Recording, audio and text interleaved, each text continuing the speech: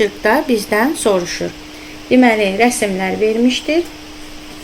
Burada çiyələk rəsmidir.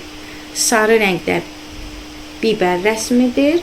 Daha sonra isə narıncı rəngdə bibər rəsmidir və kələm rəsmidir. İlk soruşur sarı rəngi. Baxın, üçbucaq fiquru qeyd olunub. Cavablarda da sarı rəngdə üçbucaq olmalıdır. Birinci cavab, bəli. A və B hələ ki uyğundur.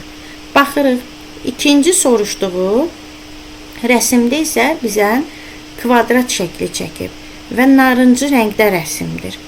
Narıncı rəngdə kvadrat tapmalıyıq ki, şəkil tamamlansın.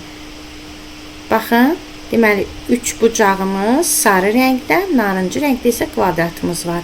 Cavablardan A cavabı uyğun cavabdır. Çünki sarı rəngdə üçbucağımız və narıncı rəngdə kvadratımız vardır.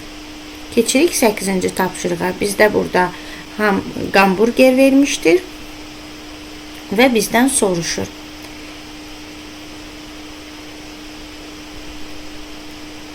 Baxın, üçbucaq yenə qeyd olunub. İkincidə isə kvadrat. Biz rəsmlərə baxırıq. İlk rəsmimiz üçbucaq, digər rəsmimiz isə kvadrat olmalıdır. Baxırıq, 2 kvadrat uyğun deyil, bir dairə, bir üçbucaq uyğun deyil. Həm şəkillər olaraq uyğunluq var, çünki hamburgerimizin bir gözü var, bir gözü yoxdur.